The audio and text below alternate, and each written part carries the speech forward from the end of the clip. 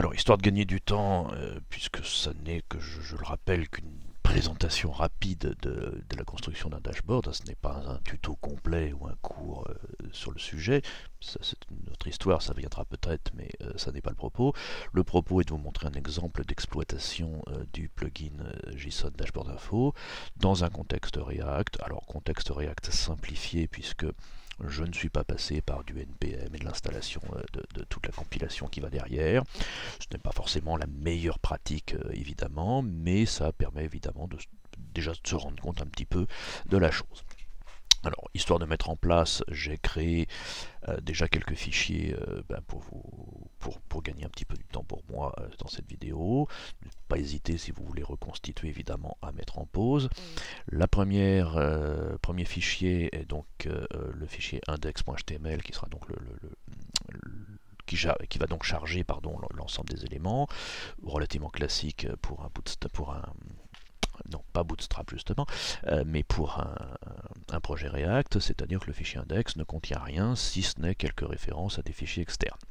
Principalement un fichier CSS, alors plus exactement deux fichiers CSS, puisque j'ai créé un fichier style.css qui va me servir à mettre de détails, je crois, pour mes éléments, et je me base sur Bulma, qui est un starter CSS plutôt convenable, surtout pour ce que j'en fais, c'est-à-dire un simple tableau avec des chiffres à l'intérieur. On peut adapter évidemment avec Bootstrap, avec je ne sais quoi, bien sans trop de difficultés. Suit ensuite des liens vers React Development et React DOM, qui sont des versions de développement, donc destinées à du développement, vous l'aurez compris, bien sûr. J'ai également rajouté Babel de manière à pouvoir utiliser du JSX. Là encore, on est vraiment dans un contexte expérimental de développement.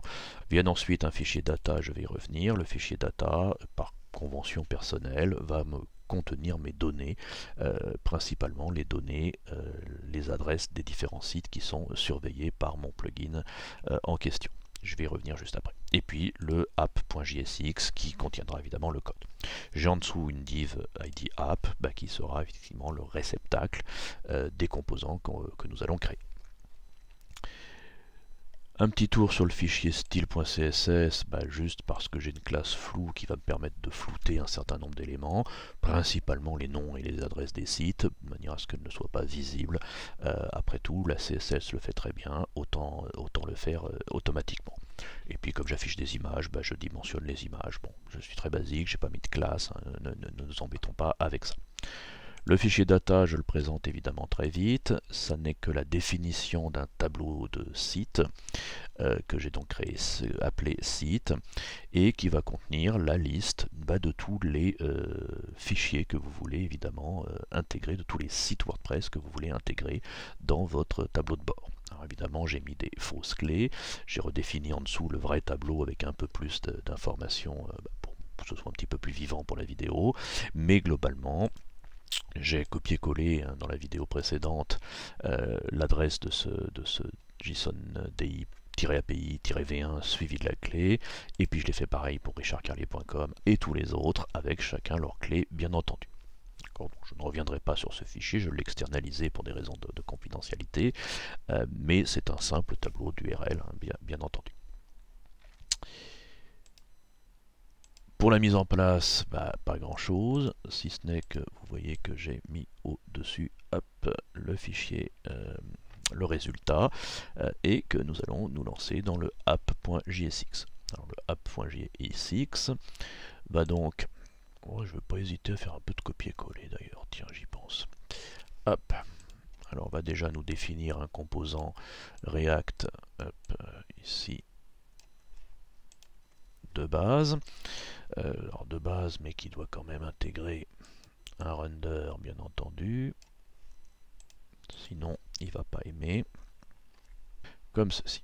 D'accord. Et on va pouvoir mettre coucou. Ça fonctionne.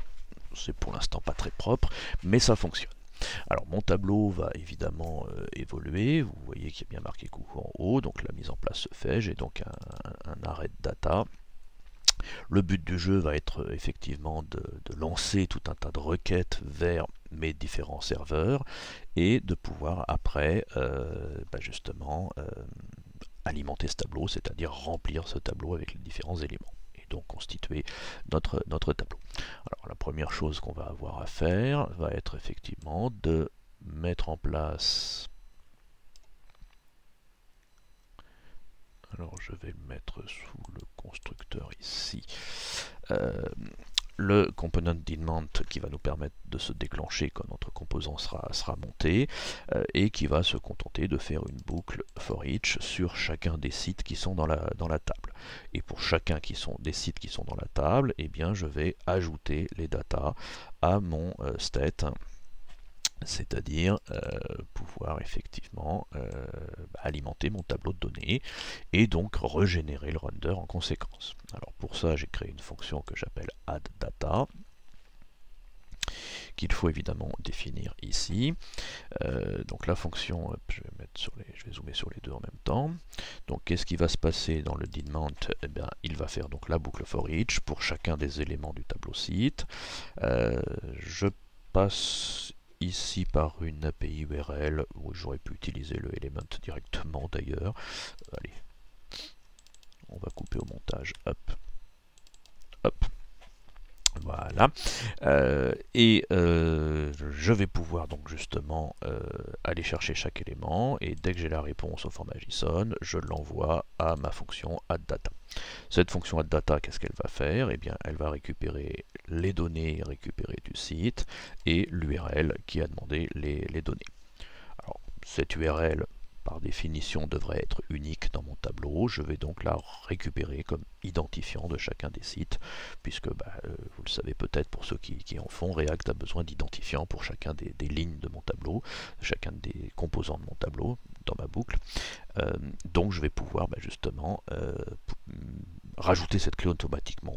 Le système aurait pu être autrement, mais peu importe.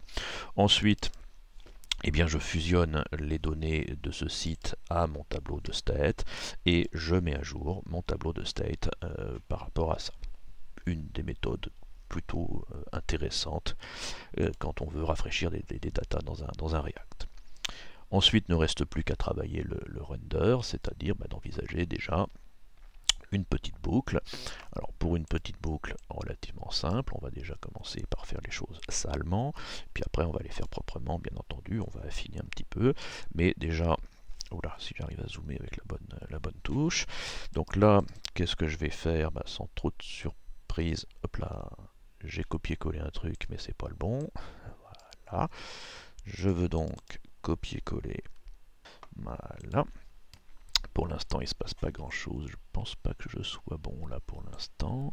J'ai bien la parenthèse, j'ai la violette et j'ai la bleue. Ok, donc là je fais une boucle sur mes datas et bien entendu, pour chacun de mes datas, je vais vouloir déjà tracer un TR. Ici. Et que ce TR contienne quelque chose, et bien par exemple un TD avec la classe name flou, la fameuse, puisque je ne veux pas que vous voyiez la suite pour cet aspect là, et pour chacun je vais chercher les données qui correspondent à mon JSON. Alors, de manière relativement classique, c'est mon item, et puis j'ai dans cet item, c'est-à-dire dans mon fichier JSON, plusieurs entrées. J'ai l'entrée data, j'ai l'entrée timestamp, parfois l'entrée code. Et à l'intérieur de mon entrée data, celle qui contient donc les données, eh bien je vais avoir une entrée info, une entrée size, une entrée update, une entrée comment, et parfois d'autres, puisqu'on l'avait présenté dans la vidéo précédente. Et dans .info, eh bien je peux rajouter par exemple le name de mon site. Et vous constatez que au-dessus, alors évidemment c'est flouté, mais ça c'est pas très grave, vous constatez qu'on a bien des noms qui s'affichent, des tailles différentes, qui proviennent de tout mon réseau de sites, une quinzaine je crois, ici. Dans le même état d'esprit, parce que ça va être un peu plus visuel. Pour certains d'entre eux, j'ai rajouté la clé image, et on va constater, enfin le favicon, pardon, en le mettant tant qu'à faire le TD à l'intérieur du TR et pas à l'extérieur du TR, vous constatez que pour les éléments qui ont des favicons, eh bien le favicon apparaît, ce qui rend un peu la chose un petit peu plus ludique, on va dire. Alors ma base, c'est une chose, ça montre que ça fonctionne. Maintenant, on va quand même continuer parce qu'on ne peut pas s'empêcher de continuer, évidemment, pour pouvoir faire apparaître les différents éléments. Alors les différents éléments, c'est quoi? Il faut connaître évidemment la structure de notre fichier JSON pour pouvoir... Donc, je reprends mon fichier JSON que j'ai produit la dernière fois, puisque évidemment là pour l'instant vous le constatez, je n'ai exploité que le data info name, toujours intéressant, voire indispensable quand vous exploitez les données d'un fichier en JSON, de l'avoir sous les yeux pour voir de quoi il est constitué. D'où l'installation d'un plugin Firefox en l'occurrence pour le présenter un peu plus joliment et un peu plus lisiblement. Donc vous voyez que j'ai le data info et puis après j'ai les updates, c'est-à-dire les nombres de mises à jour nécessaires. Et puis après j'ai les commentaires quand il y en a pas sur celui-ci encore une fois, et puis les utilisateurs, et puis les tailles. Donc on va attaquer rapidement la création de nos différents éléments. Typiquement, on va commencer par les updates, ça me paraît le plus intéressant. Les updates, c'est-à-dire que si je reviens sur mon composant ici, si je veux afficher mes updates, qu'est-ce que je vais afficher? Je vais effectivement afficher un TD. Alors, class name, comment s'appelle la classe? Voilà, class name égale asTextWrite. Et je vais chercher mon élément qui m'intéresse. En l'occurrence, items data, alors info, updates, plugins, updates plugins, ça devrait suffire. Et vous voyez qu'ici, j'ai mes plugins, mes mises à jour nécessaires qui apparaissent. D'accord, donc là, vous le voyez, c'est mise à jour de mes plugins. Alors, bien entendu, je peux faire de la même façon, parce que les plugins c'est une chose, ça suffit comme ça. Et surtout que là, je suis confronté à un petit truc qui me déplaît quand on fait des tableaux de bord un peu complets. On est vite surchargé par des cases où il y a des zéros, d'une part, et d'utiliser des composants comme ça, c'est pas toujours très intéressant. Je vais donc me créer un composant pour une cellule qui va automatiquement me caler les nombres à droite, donc avec la classe, et puis surtout, si ce sont des zéros, retirer de manière à alléger mon tableau. Alors pour ça, je vais passer par un autre composant, alors un composant que je vais intégralement copier-coller devant vos yeux ébahis parce que pas besoin d'explication, je vais quand même les donner évidemment. Il est très certainement perfectible. Voilà, je l'ai appelé TD comme TD cellule de TD évidemment. Il va prendre un attribut, tiens qu'est-ce qu'il fout là lui, qui sera donc la valeur de ce composant. Et j'y ajoute tout simplement la présentation, à savoir d'une part, si il est égal à la valeur 0, et bien dans ce cas-là, je le remplace par un tiret, tout simplement. Et ensuite, je trace ma cellule. Bon, j'ai mis une classe small parce que au bout d'un moment, le tableau risque d'être un petit peu chargé. Donc, j'ai mis la classe small, bien entendu. Bon, ça, la balise small. J'ai maintenant un composant donc qui s'appelle TD, je vais pouvoir plutôt que utiliser celui-ci, et bien utiliser mon composant TD value égale hop, et je le mets comme ceci. Donc on a quelque chose qui est quand même un petit peu plus lisible. Et vous constatez déjà que mon tableau est un peu plus lisible. On voit vraiment qu'est-ce qui est nécessaire, puisque quand c'est des tirets, on n'a pas besoin. Et vous constatez que certains sites, le site RC par exemple, a besoin de un peu plus de mise à jour que d'autres. Mais ça, c'est une autre histoire encore une fois. Alors j'ai mis le composant pour les plugins. Bien entendu, après, ça n'est plus que de la déclinaison, c'est-à-dire j'ai le update plugin. Et sur le même principe, allez je triche, tac, je vais donc avoir le nombre d'updates WordPress, le nombre d'updates du thème, le nombre de plugins, enfin de mises à jour pardon, pour chacune des catégories. Et là, bien sûr, on constate que mon tableau se remplit gentiment et que, évidemment, je commence à ne plus rien comprendre à ce tableau puisque je n'ai pas d'intitulé de colonne, évidemment, donc ne pas hésiter à en rajouter. Alors, pour rajouter des intitulés de colonne, c'est pas bien compliqué. Nous avons ici, hop là, un t-body, et bien nous allons rajouter un t-head qui contiendra une cellule et qui contiendra des th. À savoir, alors des th, alors on va déjà rendre un petit peu plus sympa notre t-head en mettant un petit peu de couleur, parce qu'après tout, hop, on aime bien mettre de la couleur dans les entêtes. Et puis ensuite, donc le premier th, on va faire un call span, hop là, call span 2 pour indiquer que c'est le site, enfin les sites d'ailleurs. Ensuite, on va avoir donc les mises à jour. Donc j'ai mis WordPress. Ensuite, j'ai mis thème,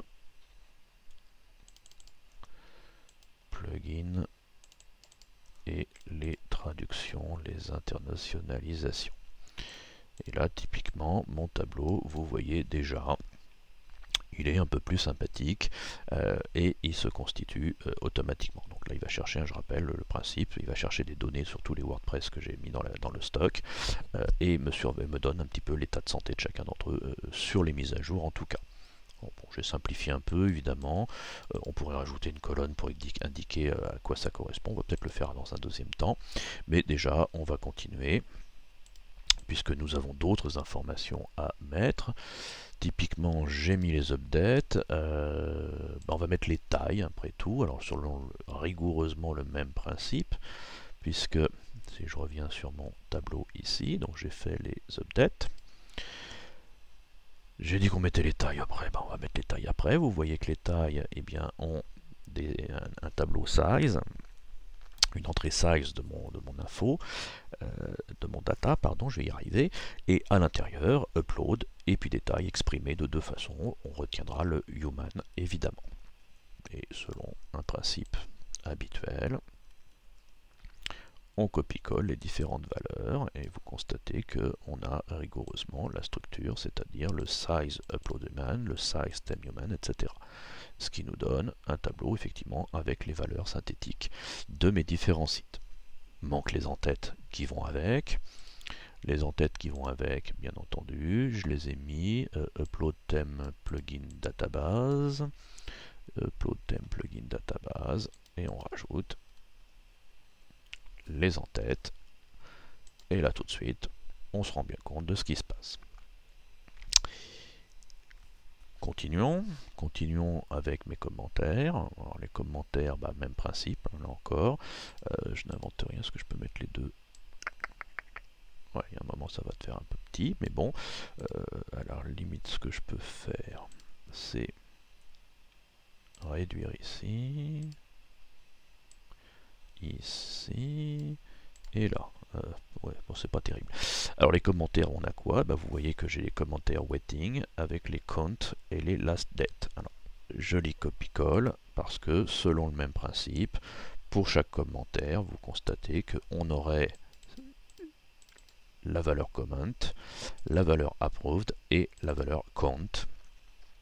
S'il y en avait, le last date aurait une structure Unix MySQL Human, comme expliqué dans la vidéo précédente. Et là, vous constatez que j'ai effectivement quelques sites sur lesquels il y a des commentaires qui se passent. Pour la plupart des autres, les commentaires sont fermés. Bon, alors là, évidemment, je n'ai toujours pas mes colonnes. Alors, mes colonnes, il faut que je les crée dans le même ordre, évidemment. Donc, mes colonnes, c'est donc OK, wet, spam et trash. Approved, wet, spam et trash. Donc là, allons-y. Et là, tout de suite, on a bien le OK, le wet, le spam et le trash. l'affichage de la corbeille, du nombre de commentaires à la corbeille, à la réflexion ne sert pas forcément à grand chose. Si vous ne voulez pas l'information du nombre de commentaires à la corbeille, il suffit d'enlever la case trash, bien entendu, et hop, on ne l'affiche pas. Elle est fournie, mais c'est pas une obligation de l'exploiter. Nombre d'abonnés maintenant. Alors le nombre d'abonnés, c'est relativement simple également. On a dans notre base ici, là pour le coup, donc les updates c'est bon, les comments c'est fait, les sizes c'est fait, et les users, vous voyez que ce qui m'intéresse dans les users, c'est la case total users d'une part, et le dernier enregistrement aux formes humaines, qui va me permettre de savoir s'il y a eu un nouvel abonné sur mon site. Et donc je récupère de la même façon les composants, les éléments en question. D'accord. Alors pour le dernier, j'ai pas utilisé mon TD value. Oui. A priori pas de raison de mémoire. Ah si, je crois que je vois la raison, mais pourquoi je n'avais pas utilisé ce composant? Parce que je ne voulais pas forcément que ce soit calé à gauche, enfin calé à droite. Et comme mon composant ne sait que caler à droite, et bien pour celui-ci, j'utilise un simple TD et peut-être un small. Bon, j'ai la flemme de faire un deuxième composant ou de faire des options sur le premier. Hop. Voilà, c'est quand même plus propre. Même si la beauté d'un tableau de bord est... Bon, si, la beauté d'un tableau de bord, bien entendu, est importante. Alors, qu'est-ce qui me reste pour la beauté de mon tableau de bord en question? Déjà, les en-têtes de ces deux colonnes que j'ai rajoutées ici. J'aère un petit peu, tac. Et vous voyez que là, j'ai mon tableau qui est prêt. On peut peaufiner un petit peu en rajoutant une première ligne pour expliquer un petit peu. Oui, ça peut être pas mal de faire ça. C'est-à-dire, on va regrouper un peu l'en-tête du tableau. Donc, hop. Je ferme ce TR et je rouvre un TR comme ceci. Voilà. Call span pour celui-ci et row span égale 2. Ah, comme ceci, voilà. Après, j'aurai donc un TH avec marqué mise à jour. Et donc lui, ça va être un call pan égal 1, 2, 3, 4. Voilà. Ensuite, j'ai un autre call span avec taille. Oui, d'ailleurs, je peux peut-être les mettre en anglais, puisque tout le reste est en anglais. Donc, update, size, 1, 2, 3, 4. Ensuite, attention, il y a un piège, il n'y en a que 3 pour les comments. Et il y en a 2 pour les users. Tac. Et voilà, mon tableau de bord est terminé, qui donc grâce au plugin JSON Info Dashboard va me permettre de surveiller l'état de 15 sites avec pour chacun des indicateurs statistico-sécuritaires, appelons ça comme ça, comme ceci. Alors bon, c'est un modèle que j'ai fait avec React pour la démonstration. C'est évident qu'il n'est pas parfait, mais qui vous montre quand même l'intérêt de la chose. En le peaufinant un petit peu, on rajoute en face un petit bouton se rendre sur l'administration par exemple. Il y a un moment, c'est à vous de jouer pour la suite.